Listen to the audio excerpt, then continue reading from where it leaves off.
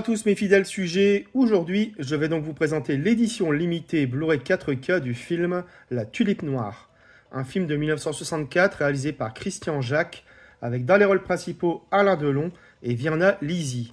Donc c'est édité par 7-7 en partenariat avec l'Atelier d'Images. Donc il s'agit d'un digipack, on va regarder ça de plus près. Donc le fourreau d'abord.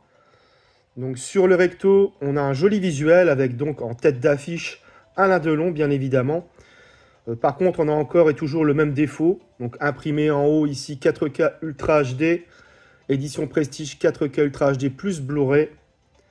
Donc c'est lourd quand même, je trouve. Les noms des deux acteurs principaux, donc le titre du film et le nom du réalisateur. Au verso, donc on retrouve tout le descriptif de l'édition, mais j'y reviendrai ultérieurement. Donc j'ai toujours espoir qu'on ait un flyer un jour à la place, comme pour les steelbooks, et donc un joli visuel à la place. Sur la tranche, donc on a le titre du film La Tulipe Noire, les logos 7-7, l'atelier d'image, Blu-ray disc et Ultra HD Blu-ray. Donc à l'intérieur, on a le digipack. On va regarder ça tout de suite.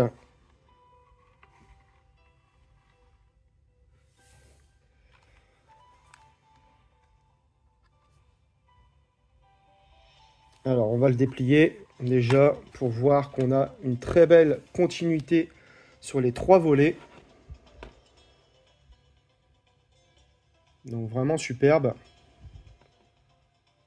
Bon, dommage que ce soit le même visuel que pour le fourreau, ça manque un peu d'inventivité. De l'autre côté, on retrouve donc l'éternel Alain Delon avec ici donc le 4K Ultra HD.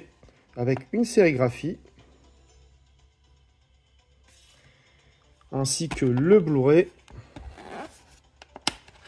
donc avec une autre sérigraphie. Et donc on a un très bel artwork interne avec une continuité,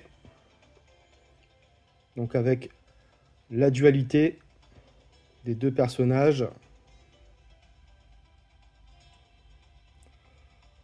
Donc globalement, c'est une petite édition limitée sans surprise, mais qui fait le taf, sans être extraordinaire. J'ai revu le film et côté image, c'est splendide. Il a été tourné en 65 mm et a bénéficié d'une restauration 4K à partir des négatifs originaux, avec un nouvel étalonnage des couleurs en Dolby Vision.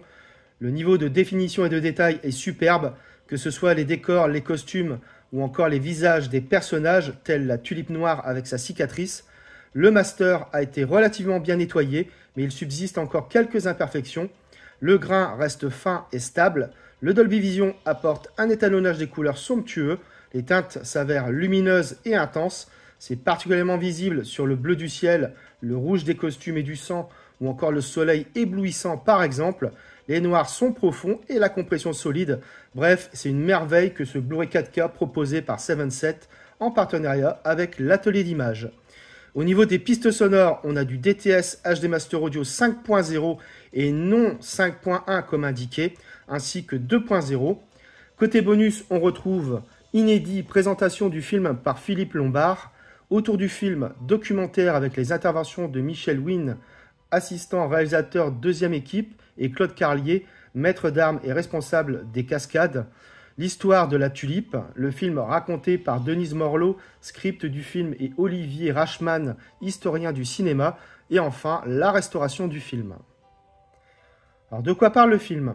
Le Roussillon à la veille de la Révolution française.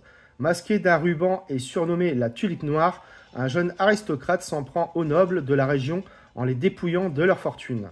Lors d'une altercation avec la police, il est marqué au visage. Ne pouvant plus assurer son anonymat, il demande à son frère jumeau et parfait sosie de prendre le relais. Alors j'ai découvert le film à la télévision. La tulipe noire cherchait à surfer sur le triomphe de Cartouche avec Belmondo, tout en retrouvant la saveur de Fanfan la tulipe du même Christian Jacques. Donc certes, il s'agit d'une œuvre purement commerciale qui manque de finesse, mais je trouve le long métrage d'une redoutable efficacité. C'est inventif, souvent drôle grâce à Francis Blanche.